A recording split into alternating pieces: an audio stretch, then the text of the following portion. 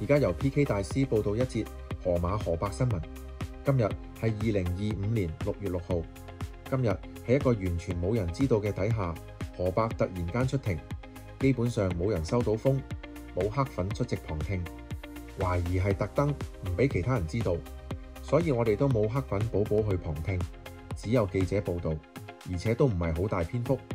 報道得比較詳細嘅就係明報。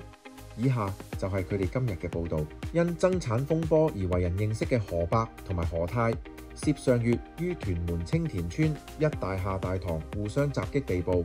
事後河伯被控一項有意圖而傷人罪，傷人17；何太則被控一項傷人罪，傷人19。早前因受傷缺席聆訊嘅河伯，今6日首次被押往屯門裁判法院提堂。河伯暫無需答辯。裁判官應控方申請，把案件押後至7月25日再訊，以待警方進一步調查。期間，河伯獲准以2500蚊保釋外出。兩名被告依次為何宣77歲退休人士，葉秀定44歲家庭主婦。何宣被控一項有意圖而傷人罪，葉秀定則被控一項傷人罪。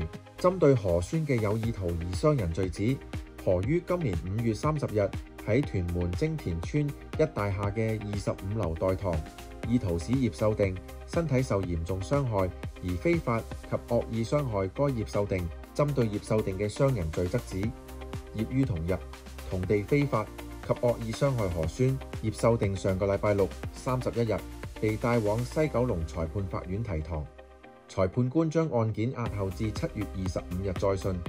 期間，葉准以5000蚊保釋。當日因受傷留院嘅何宣，則喺今日被押往屯門裁判法院提堂。裁判官亦都將案件押後至7月25日再訊。期間，何准以2500蚊保釋外出。而家仲未知道係邊一個幫河伯保釋，而且以罪案嚴重性嚟講，河伯係比較嚴重，但係保釋金竟然少過河馬一半。有谷友話可能請咗律師。亦都有人講話，因為佢年紀較大，逃走風險比較細。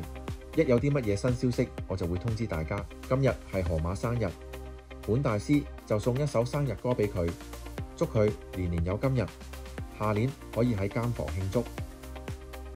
Happy birthday to you, Happy birthday to you, Happy birthday to you, Happy birthday to you。